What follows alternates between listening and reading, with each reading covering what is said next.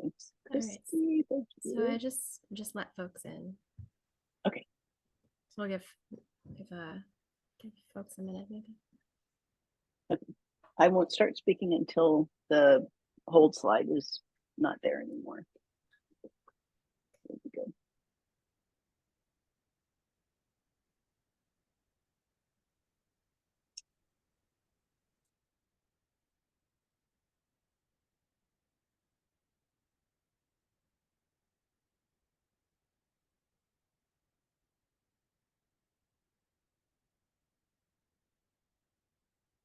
Hello and welcome to our second annual Dorothy Summers Visual Art Award event. My name is Jacqueline Genovese. I'm the Executive Director for our Medical Humanities and Arts program here in the Stanford School of Medicine. Delighted that you can join us this evening. My first order of business is to introduce our amazing Dr. Audrey Shafer, who founded the Medical Humanities and Arts program here at Stanford over 20 years ago, and has just built this enormous program into what it is today. And during her retirement, one of the things that people wanted to do is honor her, what she has meant to medical humanities and community. And we established an Audrey Shafer Medical Humanities Fund. And so one of the first things Dr. Shafer wanted to do was create this award in honor of her mother, who was an artist. And so I will turn it over to Audrey to say a little bit more about her mom and the prize. Thank you. Thanks so much, Jackie. I really appreciate this opportunity. And I would say on behalf of our family, we would like to thank the organizers of this event. A lot goes into it. We'd like to thank the judges, all the donors, and you who are watching and sharing in this event. Above all, we'd like to thank all the artists who submitted work for this contest, and we believe in what you're doing. So my mother, Dorothy Summers, was an artist, as Jackie said. She was born in 1926, and she went to the Philadelphia College of Art. She was a single mom to my sister, who's older, Ann Summers, and me, and we were raised in Philadelphia. My sister also became a physician, and my mom was extremely proud of that. She also has 4 grandchildren, Thomas, Jonathan, Rebecca, and Gregory, and now has 4 great-grandsons, including little Asa, whose middle name, Theodore, is named after his great-grandmother, Dorothy. So my mom was involved with many genres of art. I would say the 2 in particular, which she worked the most in for many decades and was quite productive in, was theater and graphic design. She was a costume designer, and she constructed the costumes, particularly at a time when my sister and I were little. We had a fantastic opportunity to go behind the scenes, go to dress rehearsal, and really see how theater works from backstage. She worked at Theater of the Living Arts with Andre Gregory as director. She worked at the local branches of television, such as CBS, where she did the costumes for a segment on the documentary The Detached Americans, directed by George Dessart and narrated by Harry Reisner. She worked at multiple other theaters across Philadelphia. Her graphic design was at art institutions across the city. And then she moved out to California and was the graphic designer for the Tech Museum in its very early days. Her other genres included ceramics, painting, and designing children's clothes. So with that, I would like to congratulate all of the winners, and I have the great honor to introduce our first prize winner. His name is Jang. He is an oil painter whose work explores the socio-political determinants of health through narrative figuration and methods in visual ethnography. He was awarded the Arts and Social Justice Grant from the Arts Institute in 2023, and he has exhibited with Roots Division, Brea Gallery, and Good Mother Studio, among others. He is also a third-year medical student at Stanford, so please join me in welcoming and congratulating Jang. Hi, everyone. Thank you, Dr. Shafer, for that introduction. Yeah, thank you to the judges and all the other event organizers. Really honored to be here. Really grateful as well. Let me just share my screen really quickly. So this is a piece I painted of my friend Eileen. It's part of a series of paintings that I'm currently working on, which depict medical students who are, I think, really challenging the status quo of medicine and engaging in advocacy for marginalized people. I really see my work as a way of shining light upon health inequities and stories that are often neglected in common narratives. I think when I often think about medicine, I think especially in medicine, the body is often seen and pathologized by a clinical gaze. It's often seen as a site of disease. But I think with my work and my paintings, I really hope to offer a more contrasting, expansive view of the human body as I think both a method of storytelling and critique. And so one way that I hope to do this is that I also like to interview my subjects before I paint them. And so I talked with Eileen about her interests, about her journey to medicine. She's a medical student at the University of California, Irvine. And in our discussions, she talked about how she wanted to pursue medicine by a desire to make healthcare more accessible. She comes from an immigrant family, and growing up, she often helped her family navigate the complicated healthcare system. Uh, Eileen is actually a very close friend of mine. We did our undergraduate studies together at Harvard, so I think I've known them for over nearly a decade now, and really I've seen Eileen, I think, grow and develop their passion for medicine. I remember when I first met her, she would always wear this yellow backpack in college, which is kind of the reason why I decided to paint the background yellow. I think this also kind of generally reflects my approach to my art practice. I draw a lot of inspiration from my friends. And I think I really see painting as a way of celebrating and cherishing my relationship with them. And so I hope that really comes across with this piece. Another aspect that I really wanted people to take away from this piece is really the broader structural issues at play in the American healthcare system. So by pure coincidence, I actually went to the Cantor Museum, which is an art museum here at Stanford. They currently have an exhibit called Day Jobs. I recommend everyone check it out if you're in the area. It was a great exhibit. And so the exhibition examines the overlooked impact of day jobs on the visual arts. And so they had the exhibit, I think, based on different categories of jobs that artists have been involved with, like finance or the service industry. And so I think I I really enjoyed the exhibit, and it made me think a lot about my own, I guess, kind of identity as a medical student and the way that it informs my art practice.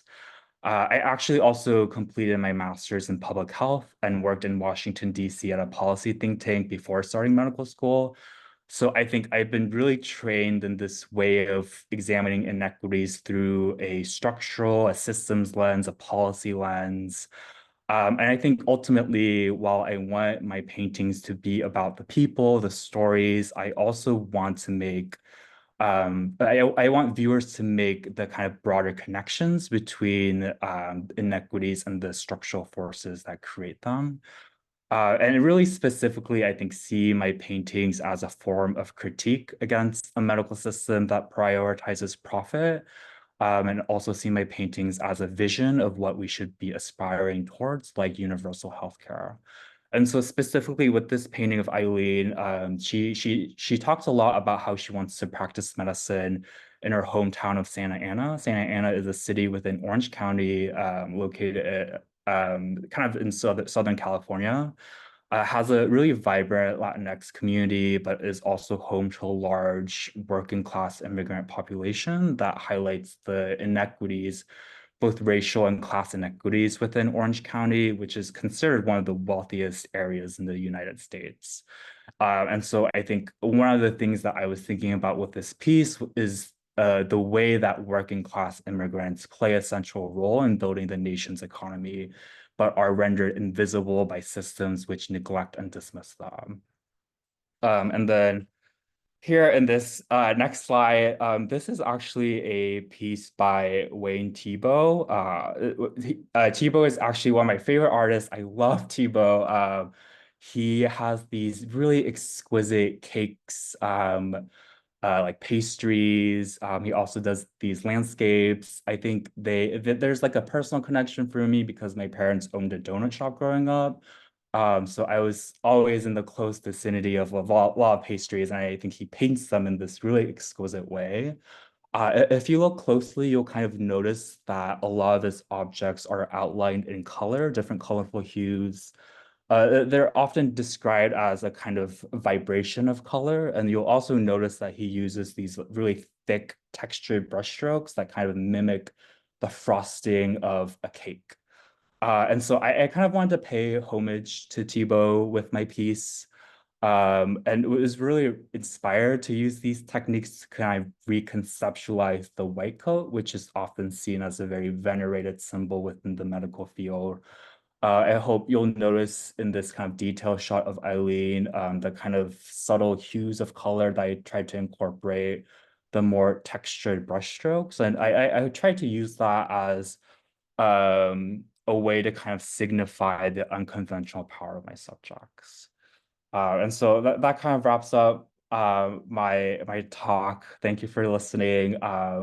I'm currently finishing another portrait of a medical student I did of a peer here at Stanford. So really excited to see this project kind of continue to develop. And I've also shamelessly included my Instagram on the lower left. If you're interested in following along, I don't have a lot of followers, but if you'd like to join, that'd be great. And thank you for listening. Oh my gosh, Jane, thank you so much. And when you said you grew up and your parents owned a donut shop, I was like, oh my gosh, how fun must that have been? Maybe, I don't know, but beautiful. And I feel like I want to meet your friend. Her personality just comes right off of that canvas. That's fantastic. So I put a message in the chat to everybody, but you'll have a chance to ask the artist questions at the end. So if you want to put those in the Q&A. And what I'd like to do now is introduce our one of our lovely judges, and she will be introducing our next prize winner, and that is Connie Wolf. Miss Connie Wolf is a Stanford alumni and currently serves as the consulting director of the arts program for Stanford Healthcare. She was formerly the director of the museum that Jang mentioned, the Cantor Art Center, where that lovely display is. And she is also currently the president and commissioner of the San Francisco Public Library. And she kindly gives us her time and expertise as a judge for this contest. So I will turn it over to Connie to introduce our next second place winner. Thank you. Thank you so much. And it gives me enormous pleasure to introduce to you our second place winner, who is Dr. Rebecca Lindsay, who is both a visual artist and a physician. I love how all of you are able to just do two things at once. It's really inspiring to bring these two sides of your brain together. Your work, Dr. Lindsay's work is mostly through the lens of her camera, emerges from a profound personal journey as a doctor turned patient. Her artwork has been featured in many different ways in Didactics, a medical humanities publication, and by the Center for Artistic Activism. She has a long-standing relationship with the University of California, Berkeley. There as an undergraduate, she did the joint program with UCSF and University of California, Berkeley for her medical program. And she also has a master's degree from Berkeley in the School of Public Health. She then did her medical degree at UC San Francisco. And then she did her residency at UCSF as well. She has practiced medicine in a variety of settings, including primary care, urgent care, and telemedicine. And she's also worked as a consultant, a medical educator, and a public speaker. She has enormous interest in storytelling and narrative writing.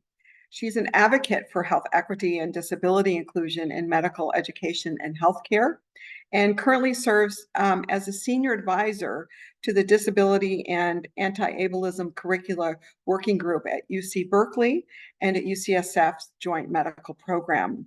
She's based here in Northern California, where she lives with her husband and her 2 young children. So congratulations, Dr. Lindsay, and we welcome you to introduce us to your wonderful work. Thank you so much for that introduction. I'm going to share my screen. Let's see.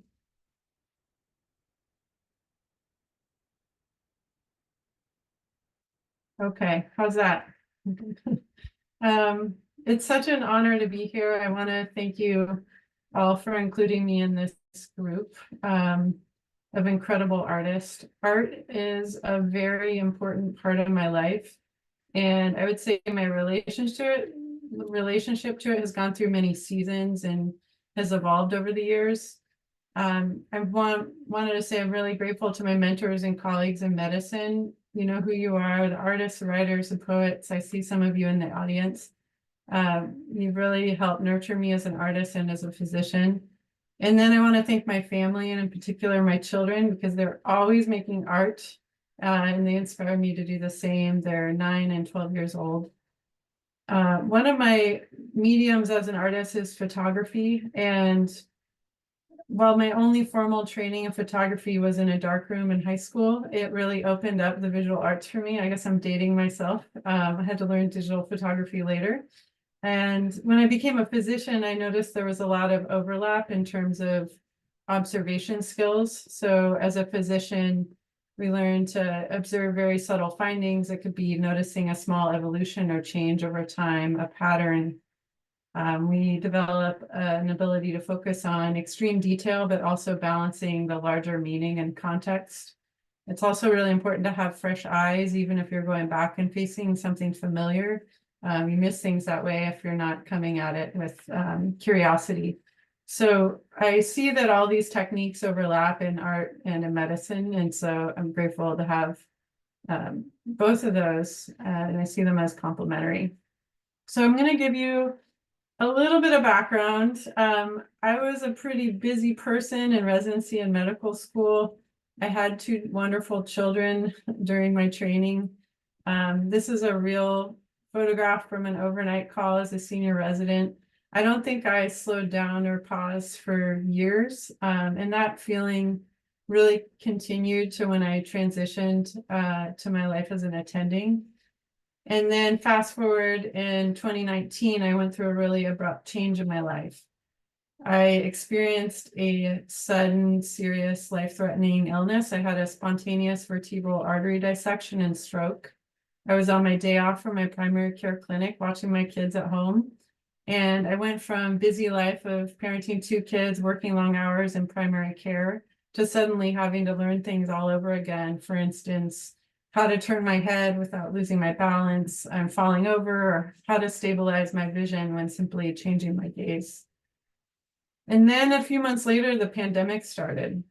So while I had access to in-person physical and occupational therapy, I was going multiple times a week. Suddenly I lost all of that access. And they hadn't quite set up video visits yet at the practice I was going to. So I had to pivot, and I adapted my rehabilitation exercises to the outside world. I did have the fortune of being able to call my physical therapist on the phone, but it really forced me to apply all of the principles I've learned on my own. And because I was concerned, it's like early recovery is so important, and I wasn't going to sit around and wait for the technology to catch up. So I ended up here. We moved back to be closer to family help, and happened to be about 10 minutes from a bunch of beautiful beaches. This is just an example of one of them. And so I took all of my physical therapy exercises outside to nature, and I was very determined to do everything I could to recover. And I had to apply all these principles to the coastline. I learned that pacing is very important, and then also accepting that neuro recovery is not a linear process. And nothing in nature seemed very linear when I was out there on the ocean, so that fit.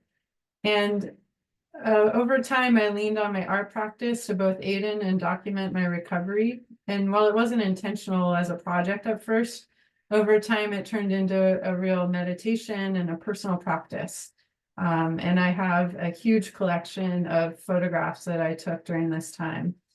So it ended up serving as a way for me to find meaning around me in the face of the grief and loss that I had experienced in going through the stroke. And then also make sense of my new identity. I called it the Rebecca 2.0, which is constantly evolving. And my newly acquired invisible disability. While my art practice has been mostly personal, it really helped me focus on what was right in front of me while I was facing all of this uncertainty. So I'm really honored to share with you 3 pieces today that are part of this collection. This piece is called The Beginning, and it was one of my earlier pieces. I really had to accept this slowing down of pace in my recovery process. And in doing so, I really noticed and focused in on small and subtle changes around me using my camera. And I was very delighted in wonder of this, or in awe of this rock. It's a very large rock at a place called Old Home Beach. And it felt like it was constantly changing based on the tide, the seasons, the weather, the light at different times of the day. So as you can see from this picture, I'm drawn to contrast, shapes, lights, shadow, texture. My work can be very abstract. Sometimes it's only a very small transient moment that I'm capturing. Other times it's more expansive. And so this side of the rock, I was getting really entranced by it while my kids were climbing to the top of it on the other side. This area is not accessible at high tide, and so this was at low tide, and it really is one of my favorite places to return to on the beach. This next piece is called The Invitation. I took this one just south of the other photo. It was at Clam Beach, incoming tide. And Clam Beach is a special place. It's long and flat, and it goes on for miles. It's mostly sandy. It has some dunes and driftwood from the storms, and it's pretty much different every time I go there. And at this point, the water's edge was very interesting. It had all this texture, and it made me feel like I was looking at the sky and stars. And so I was just drawn to the way it layered and the texture in the water and the sense of gradient. And I also love capturing something that's fluid and dynamic and in a still photograph. So you can stop and look at the detail. So I tried to get a variety here. This next one is more of a landscape. It's called The Meeting. It was also taken at Clam Beach, but closer to the north end near Moonstone Beach. As you can see, it was a very low tide. And I was very struck by the clouds, the reflection, the pools of water, the formations in the sand, and how all of these different elements came together. Again, you can see I'm drawn to things like contrast and light, and interplay of water and land. Making art really has been a way for me to feel very connected to this deeper sense of curiosity. It's been very therapeutic. I do most of my work in black and white, but I have a large collection of color photography as well. A lot of my stuff is abstract. This series is all at the water's edge. And it's an invitation to practice noticing small moments in our lives that might otherwise go unnoticed. It's also an invitation to slow down. This project was very important to me in my recovery, and it's a tremendous honor to be able to share it with you today. So thank you for the opportunity.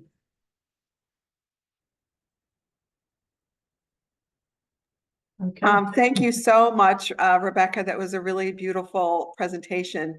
It's my pleasure to introduce my co-conspirator here as the other judge, Antonia. And one of the things that we are, we do this blindly, meaning we don't know your name, we don't know anything about you, we just have what you've given us, and it's quite anonymous. And I think Antonio and I would agree that you, so far, and I know Sarah's not going to disappoint, have just illuminated so many more layers of meaning and experience and engagement. And it's just so beautiful and inspiring so far, and it's just really an honor. So I have to say, it's really one of my favorite things to do is to spend time with Antonia as we review all the proposals. It's a great thing that we're able to do, so thank you for that opportunity. Antonia serves as a curator of art, the art curator at Stanford Children's Health.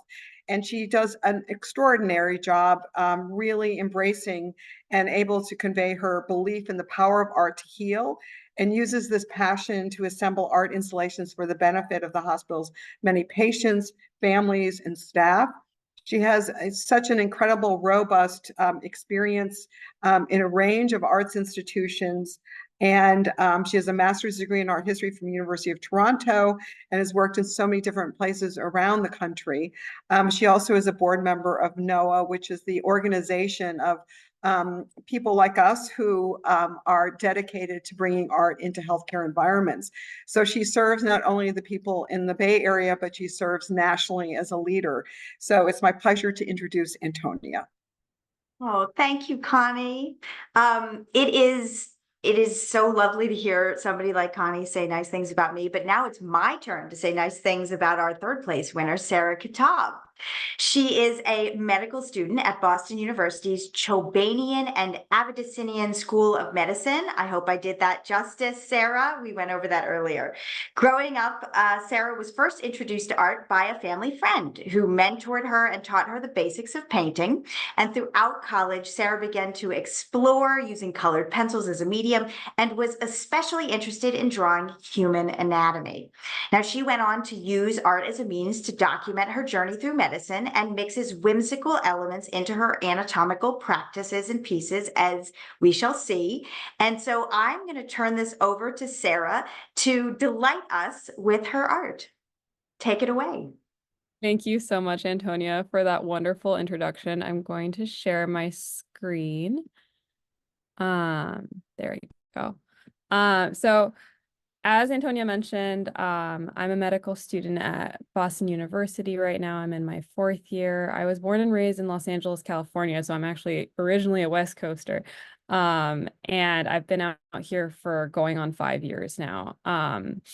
And I really started in my path to art to connect with this family friend of ours, who was very, very close to my family. She was a dancer, and she actually connected with my sister over dancing, and then connected over oil painting specifically with me. And so that's how I really was introduced to art. And she really introduced me to techniques of shading and building dimension in a piece. And then I toyed with other types of mediums, including acrylic paint, and then kind of surprisingly found myself loving colored pencil the most.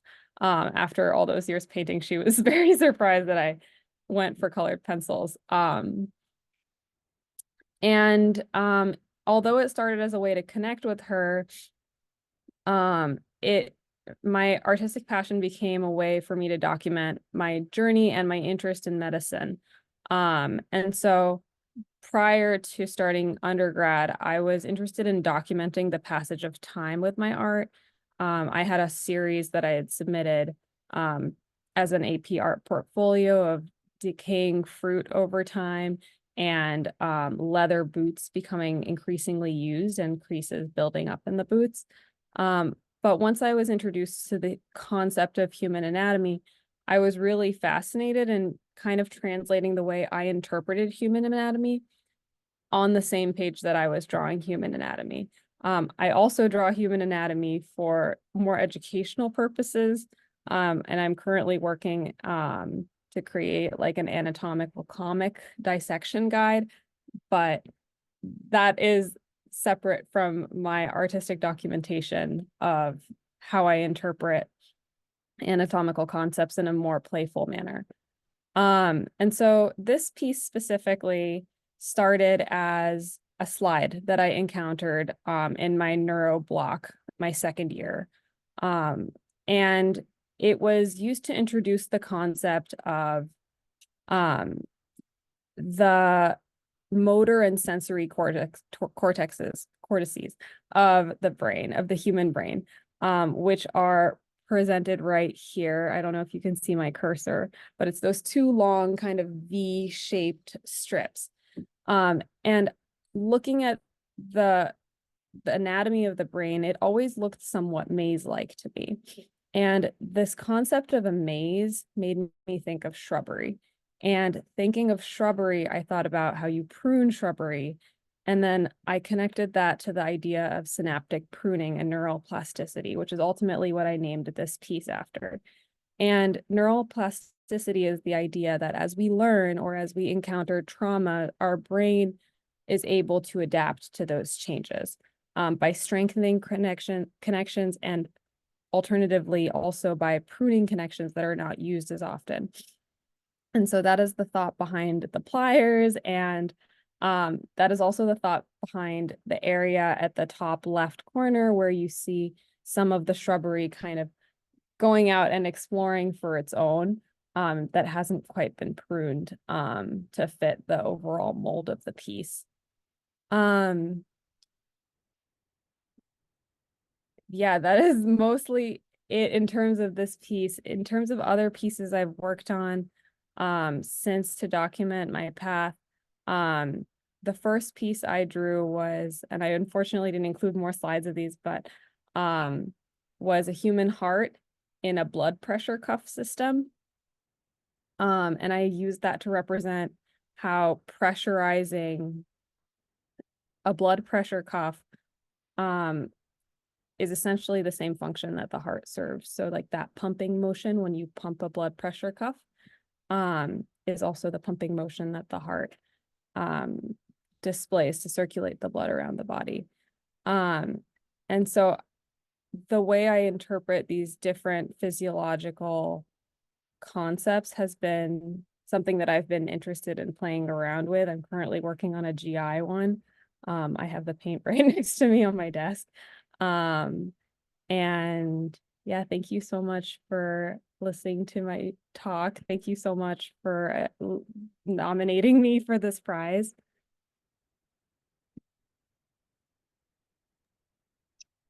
Oh my gosh, thank you, Sarah and Jang and Dr. Lindsay. Let's give a round of applause before we get to questions. Oh my gosh, that was so inspiring, and I have chill bumps. And I side messaged Dr. Shafer. I said, this is why we do this, these incredible stories and incredible humans, and how lovely that you all are in medicine.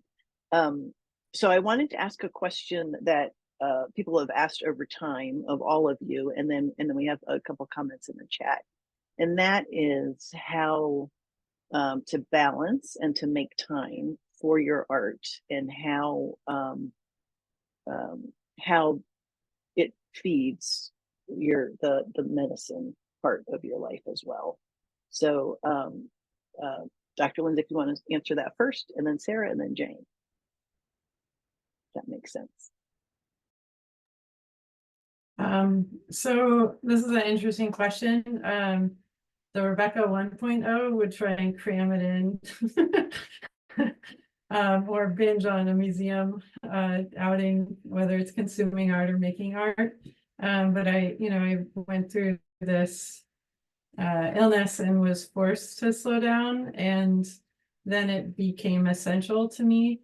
And that is what I sort of implied by saying I've been through many different seasons, and there are times where I've leaned more into art, where I've used it to process my own vulnerability or to share or to connect with others or feel connected to others. And then there's other times, just like other things that it's more distant, but it's always a practice and it's always there to bring into my life. I absolutely agree with Dr. Lindsay as well. There have been times in my life where I've been more available and not necessarily worked on my art. And there's been times where I haven't, but I've searched for that outlet, and that's what art has provided to me. I've also learned to apply art into my life, into ways where I don't necessarily need to be drawing something or painting something in order to feel like I am expressing art.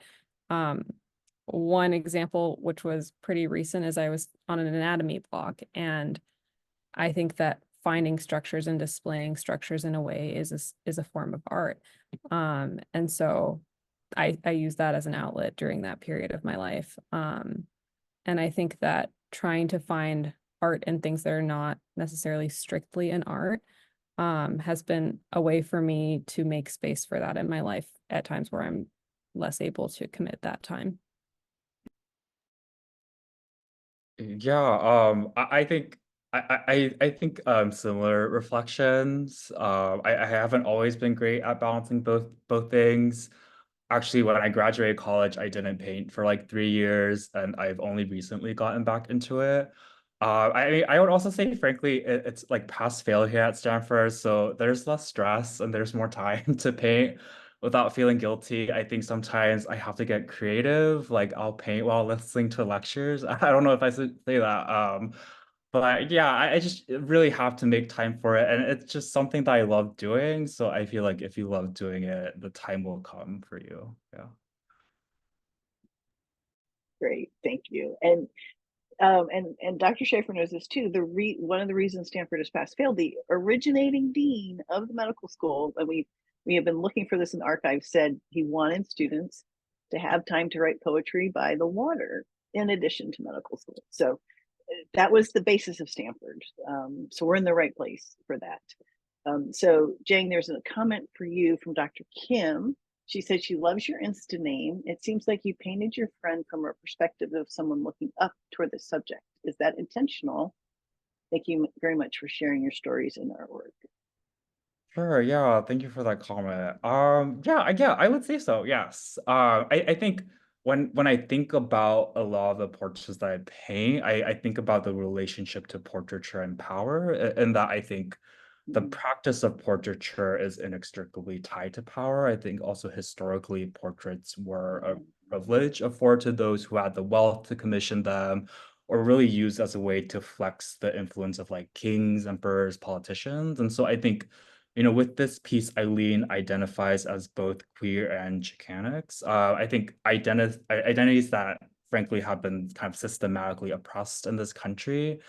So I think, but like rather than focus on this purely deficit lens, I wanted to paint her with confidence and dignity and power. And so I think it's life size, it's fairly big, and you're, as the viewer, kind of looking up at her because I wanted to convey that kind of confidence.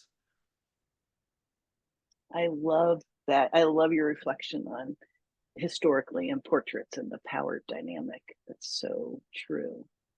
So Dr. Lindsay, we had a comment that you should do a TED Talk. So wondering if that's anything that you thought about or how you want to share your story. That would be another honor to be able to do that, maybe someday. When I was making this art initially, it was just so personal, and it's only more recently that I've started sharing a bit more. A lot of it through my work in disability education in medical school. So that's a very nice comment. Thank you. It's something to think about. So judges and Dr. Shafer and fellow artists, if you have any questions for your fellow artists, we have time. Yeah, I just wanted to follow up on what Dr. Lindsay just said about, sometimes the separation between creation and sharing that creative work with others. And I know that's true for writing. So most writing remains personal and is not shared widely. It's a different experience. There are different things to think about when you do decide to share a piece of creative work beyond yourself or your loved ones. And I'm wondering for the three of you, what your thoughts are about that step between creation and sharing your work with others.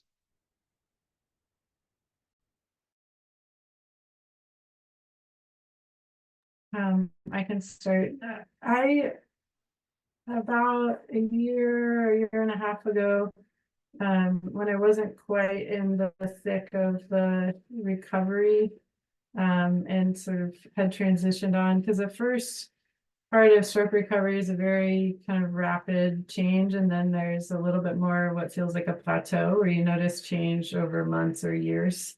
And I started meeting with dear friends of mine from med school, who are also artists, and that's really when I started thinking about sharing more, and realizing that, I identifying as an artist again, and sort of what does that mean, and what is this story, and how can I connect with others and make more meaning or different meaning out of it. And so it's been a really beautiful process, and I'm excited to see what comes of it.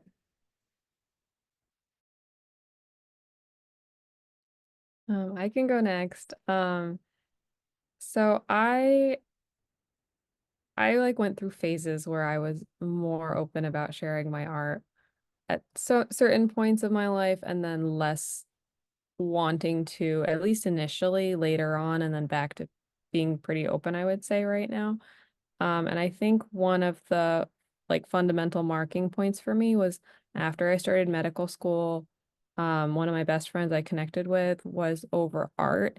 And we would create art together, and creating, like the process of actually creating art with somebody else, physically present in the same room, made me feel, I would say, more confident in showing my artwork, and especially like leaning into her confidence and like interest in my work. And that made me feel more open and more willing to then try to display it to other people, especially like working on anatomical art, which like in a medical school, like I was always, I don't know, there was a part of me was like, well, what if this isn't perfectly correct and someone, like judges that. And then at some point I let go of that, and I was like, that's not the point of this work anyways.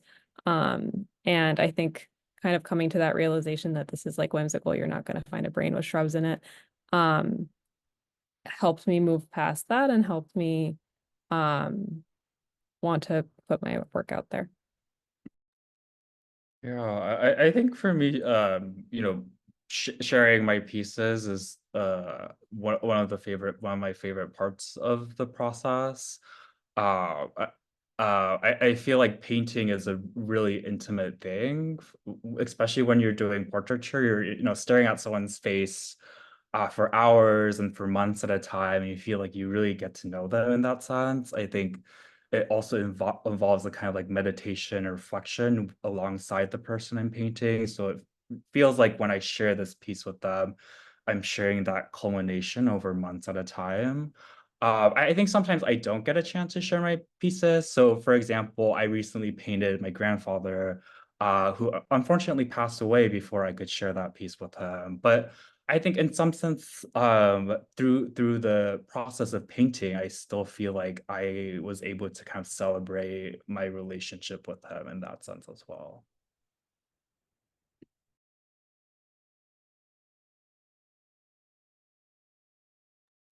You just made me cry, Jang. other questions? We have a lovely comment in the chat from Alan. Neuroplasticity implies motion and hope, and freezing moments in photos also shows motion. May there be motion to overcome structural problems. We need social plasticity as well.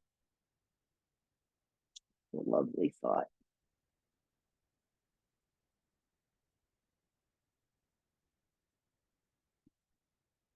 Well, if we don't, any last thoughts or comments before we just share a little bit of information and then say goodnight?